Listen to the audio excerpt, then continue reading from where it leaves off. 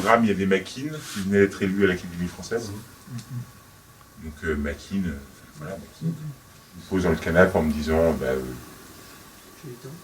j'ai le temps. Je passe en 4e, 5e, je me pose pépère. Et Bunel dit naissance d'un écrivain, souffle grandiose, chef-d'œuvre. C'est moi. Mais non, même pas. Même pas en fait. Vous croyez pas? Mais non, moi je regarde à côté. Il est où? Je regarde et je fais putain la vache, j'ai lu tous les bouquins. Et il dit on commence avec Joseph Campus. Oh, là c'est moi. J'ai rien préparé. Et là, t'as une demi-seconde où tu te dis oh, putain la vache quoi. Et le seul truc à faire, c'est. Je ne suis pas encore baigné cet été, mais c'est comme quand tu vas te baigner. Tu te dis, elle va être froide au début, après il faut s'agiter un peu, et une fois que tu t'agites, elle est bonne. Mais il faut s'agiter quand même un petit peu. Et je me dis, 20h30, 1 million de téléspectateurs. Il faut y aller. Est-ce qu'on oublie les caméras? Ouais.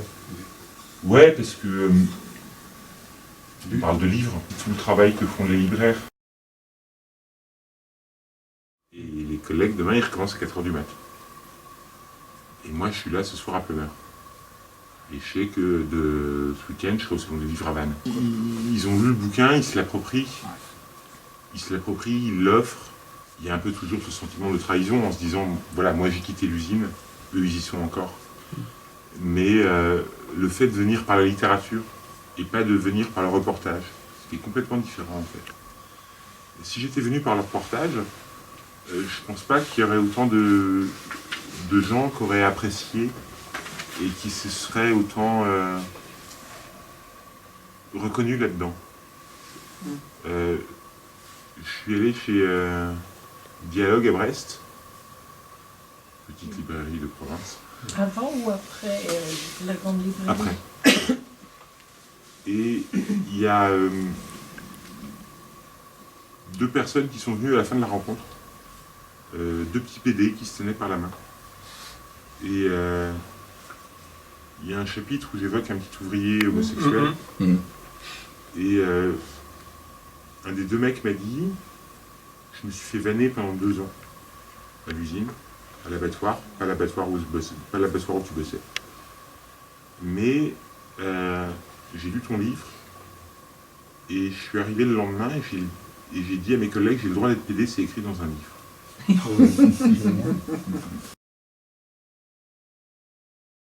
Et dans les Landes, il y a 2 semaines, et les usines dans les Landes, ils font du maïs et du canard.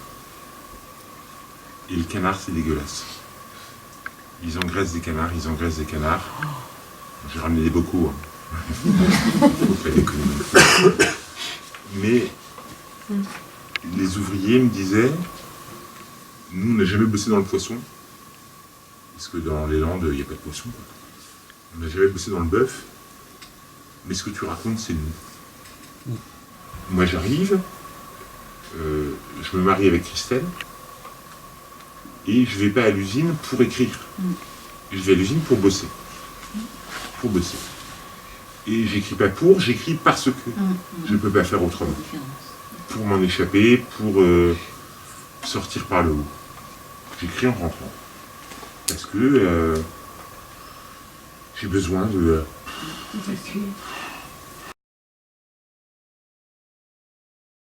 Ah ben ils m'ont viré. Ah oui, carrément. Ouais, ils m'ont viré. Après, tout de suite après la grande Non, librairie? même pas après la grande librairie, en fait, c'est que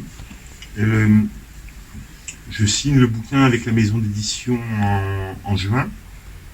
J'annonce à mes collègues, comme je le disais tout à l'heure.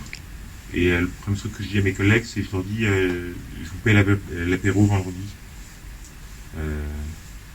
Et donc ils viennent, je leur lis des passages pour pas qu'ils se sentent dépossédés, parce qu'il y a des moments où je leur parle d'eux. Et le premier truc que je leur demande, c'est, à la différence de Ouest France ou du Télégramme, c'est est-ce que je garde vos prénoms? Parce que je raconte des moments où je parle de vous. Et le premier truc qu'ils me disent, c'est oui, surtout tu gardes nos prénoms. Parce que ce que tu racontes de nous, c'est beau. Et on ne veut pas qu'il y ait astérisque, le prénom a été changé, comme dans la presse régionale, quoi. Donc il dit surtout tu gardes nos prénoms, donc il n'y a aucun prénom qui a été changé. Et on a les exemplaires du service de presse en novembre. Service de presse, c'est ce qu'on envoie aux copains, à la famille, à la presse, effectivement, aux libraires, qu'ils soient au courant avant du bouquin. Et moi, par grande naïveté, j'envoie un exemplaire du service de presse à ma direction de l'abattoir. Donc à M. Bigard, père, avec une très jolie dédicace en plus. Et c'est la première réaction que j'ai. C'est une semaine plus tard, mon chef direct me dit ton contrat n'est pas renouvelé. Ils disent quand est-ce que tu peux commencer? Je leur dis demain. L'intérim au départ c'est comme du bizutage en fait. C'est-à-dire qu'ils te filent des missions d'un ou deux jours. Et puis plus tu fermes ta gueule, plus tu travailles, plus ils te filent des missions un peu plus longues. Donc, ensuite ils vont te filer une mission d'une semaine. Ensuite, une mission de 2 semaines. Et arrive la période de Noël où il me file une mission de 2 mois à la cuisson des bulots. Les bulots, déjà, quand j'en ai 2 dans mon plateau de fruits de mer, je me fais... J'en veux plus. C'est dégueulasse. Un peu planqué, avec des avantages considérables par rapport au reste des ouvriers de l'usine. On peut se permettre d'arriver 5 minutes en retard à l'embauche à 4 heures du matin. La température de la salle de 8 degrés Celsius semble plutôt douce. On bénéficie de 2 pauses réglementaires plutôt qu'une imposée par le chef. Petite pause de 10 minutes, clope café à 6 heures. Pause de 30 minutes à 8h30, café clope.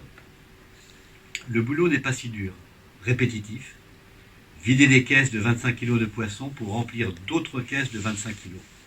Certes, on dirait les Shadocks, mais c'est l'usine et ça fait les muscles.